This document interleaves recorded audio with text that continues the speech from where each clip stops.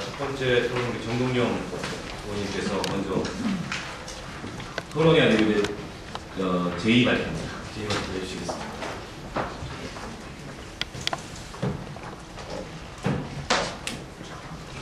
홍희더 통합진보당 의원님, 또 얼마 전까지 민나라당의 김성식 의원님과 함께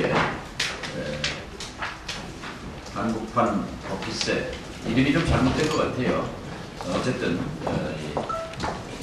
국회와 시민사회 공동공청회를 갖게 된 것은 이 시기에 굉장히 뜻깊게 생각합니다. 우선 제가 이름에 대해서 시비를 좀 걸었습니다만 주최자로서 분들이 잘 챙기지 못한 겁니다만 오피스라고 했을 때 알아먹는 국민이 아마 99%가 못 알아들으실 것 같아요. 오늘 이름을 한국판 부자증세 또는 한국판 부유세, 실제는 한국판 건의세, 한국판 몽구세 이렇게 그럴 수 있었으면 참 좋았을 텐데요.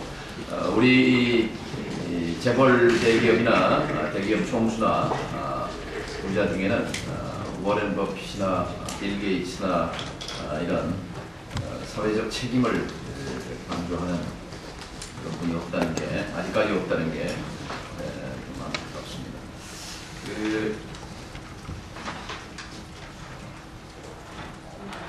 이 발제문을 일부 참고해 주시고 제가 이 부자 증세와 관련한 정봉주 전 의원 식으로 말하면 깍대기에 속하는 얘기입니다. 제가 작년, 벌써 재작년이네요. 2010년 8월 1년 반 전에 제1야당 민주당이 가야 할 길로 담대한 진보의 길로 가야 한다.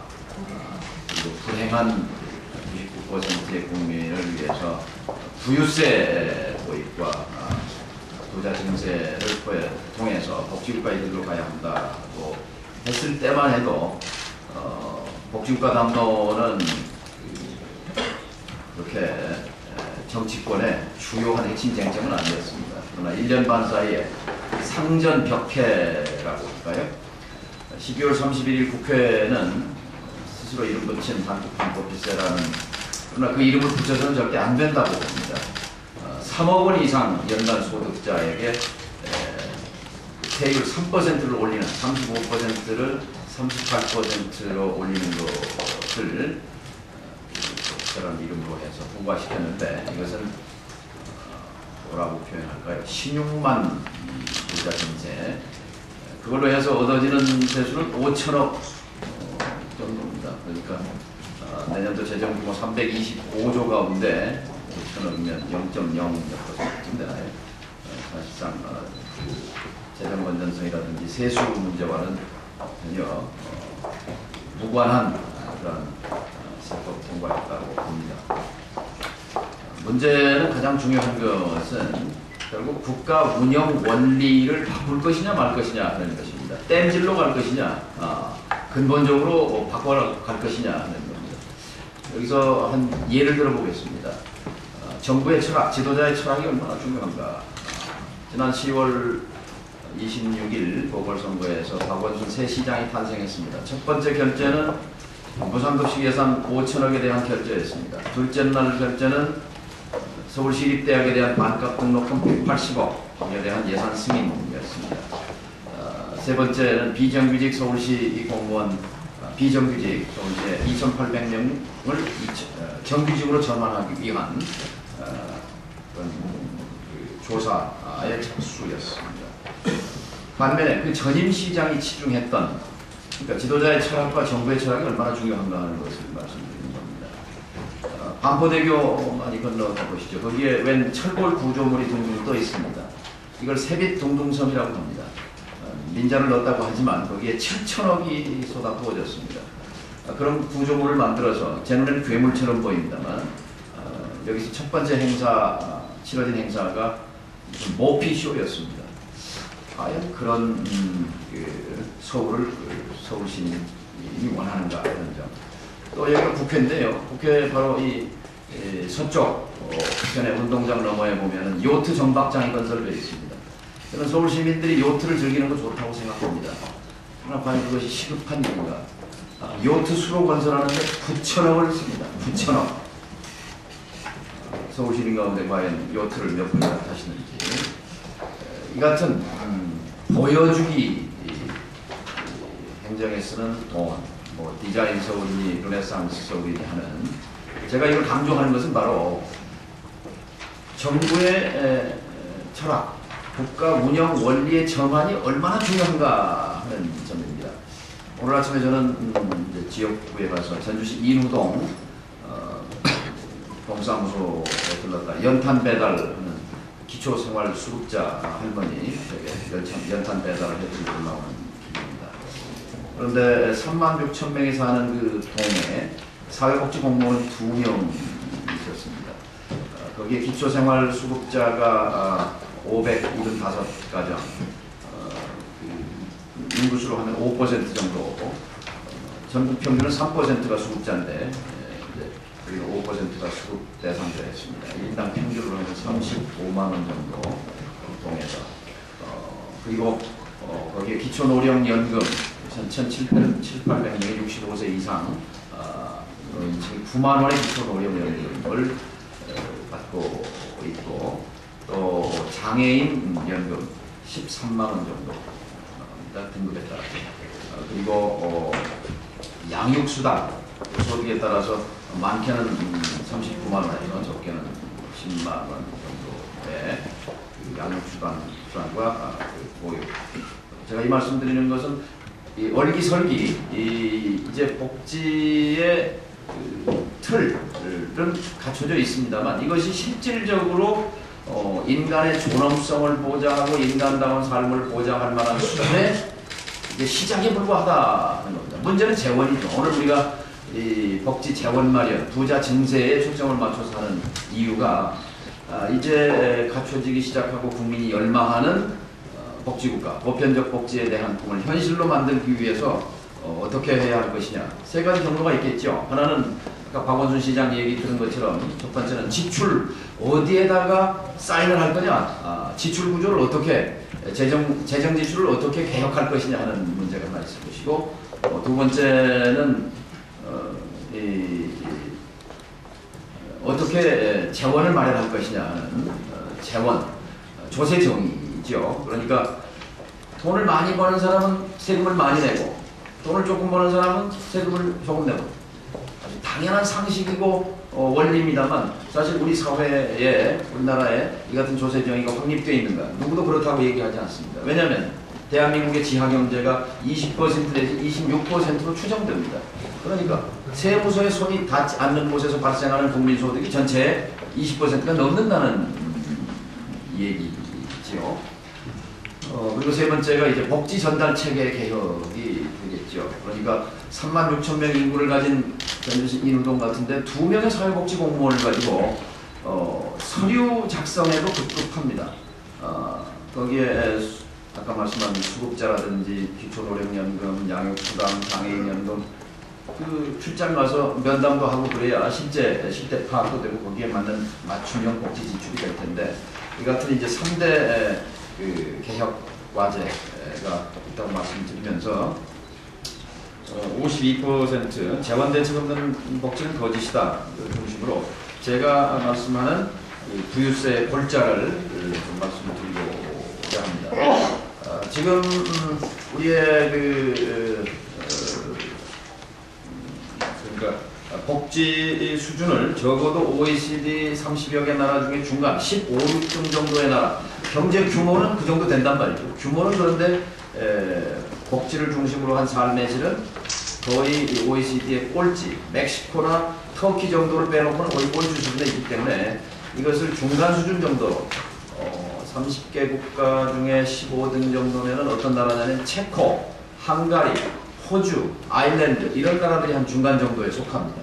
이런 정도의 나라를 우리가 목표로 삼고 10년 정도 뒤에 그 나라 수준의 복지에 도달한다고 했을 때 현재 우리가 조세 부담률이 19%, 19.3%, 그리고 사회보장 지출이 6%, 그러면 25%잖아요. 합쳐서 우리가 1년에 100원을 벌면 25원을 국민연금이라든지 사회보장, 그죠, 건강보험료로 내고 세금으로 내고 25원을 내는데, 지금 OECD 평균 15등, 16등 가는 나라들은 대개 35원을 낸단 말이에요. 그러니까 10원의 차이가 있는 거죠.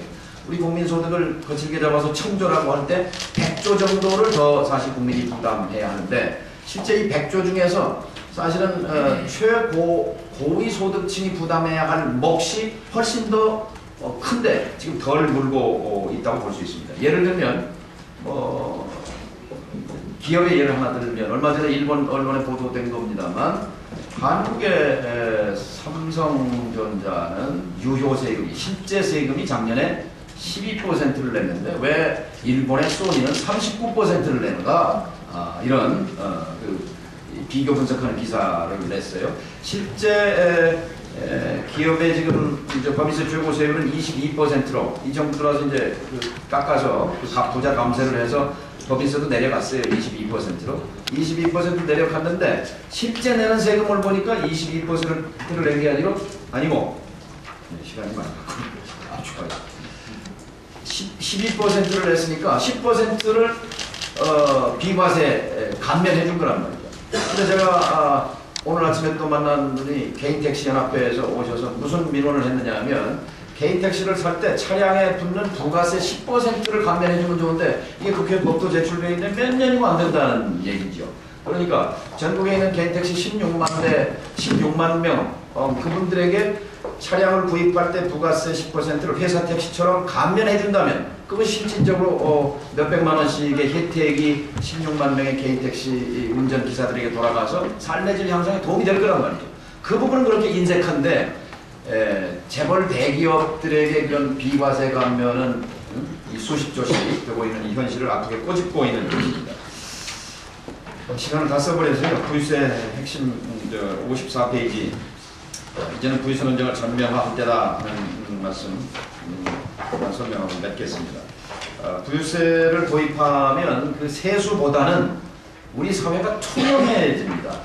말하자면 제가 정부에 있을 때 보니까 국세청 따로, 행자부 따로, 행정안전부죠 지금은, 또 건교부 따로 각자 가령 지방세를 걷는 행안부의 자료라든지 전산망은 국세청으로 연결되어 있지 않고, 국세청 자료와 또 국토부의 이 부동산 이런 자료와는 연결되어 있지 않고 칸막이가 많아요. 칸막이가. 이걸 사실 같은 대통령 밑에서 일하는 장관들이고 부서들인데 칸막이를 높이 쌓아놓고 각자 자기 일을 하는 거예요. 근데 이것을 통합해서, 그러니까 어떤 개인이나 법인이 도대체 얼마를 갖고 있는지, 자산을 갖고 있는지, 얼마를 벌고 있는지를 소상하게, 스웨덴이나 북유럽 같은 데서는 옆집에서 세금을 얼마 내는지 다 압니다. 그것이 자랑입니다. 근데 왜 우리는 쉬쉬쉬하고 덮어놓고 있는가 하는 점에서, 이미 우리는 소득 자료라든지 자산 자료에 대해서 충분한 전산망과 자료를 갖고 있습니다. 이것을 활용해서 저는 소득과 자산의 매기는 이 최고 세율을 올리는 소득세에 대한 증세, 또 두 번째 전략으로서의 사회복지를 목적으로 하는 부가세죠. 그러니까 목적세, 부가 목적세를 하는 방법. 또 하나는 별도로 프랑스라든지 지금 여러 나라가 다시 재도입을 추진하고 있는 최고위층, 우리로 하면은 인구 5천만 중에 약 0.5%에 달하는 자산 30억 이상을 가진 이 최고위 부자층에 대한 사회연대세, 유럽에서는 사회연대세라고 부릅니다. 그러니까 이 시장경제 체제를 건강하고 지속 가능하기 위해서 부자의 책임을 다해야 한다는 것이죠. 근데 이렇게 하게 되면 기본적으로 아까 말씀드린 지하경제가 절반 이하로 줄어들 수 있다고 봅니다. 왜냐하면 부유세를 부과하기 위해서는 이게 3층 집입니다. 그러니까 맨 기초공사는 실명제가 있어야 되고, 1층에 은행이라든지 주식이라든지 이게 이제 그 자산이 파악이 돼야 되고, 2층에 가서 뭐가 있어야 되냐면 가령 눈에 보이지 않는 동산, 귀금속, 또는 뭐 골동품, 서화 이런 것도 다 어느 그림 창고에 가령 1조짜리 그 그림 창고가 있는데 거기서 소득이 뭐 몇천 개 발생했다. 세금 지금 제로 아닙니까? 이런 것들도 다 사실은 소득이 발생하면 세금을 물려야 되니까 그래서 2층 집에 그걸 다 파악을 하고 다 파악할 수 있는 그런 체계는 돼 있다 이거죠. 자료는 있다 이거죠. 그리고 그 위에 부유세라는 3층 집을 짓게 되면 대한민국은 10년 내에 아주 투명한 조세 선진국, 투명한 그 나라가 되게 된다. 그것이 바로 돈을 많이 벌고 또 소득이 많이 있는 사람은 세금을 많이 내고 돈이 적게 버는 사람은 적게 버는 그런 조세 정의를 발생하게 된다. 이 말씀으로 맺고자 합니다. 감사합니다. 부유세 최소한 주시고 말씀하셨습니다. 하신 말씀들이 굉장히 많은 것을 제가 이해합니다만 전체 진행을 고려해서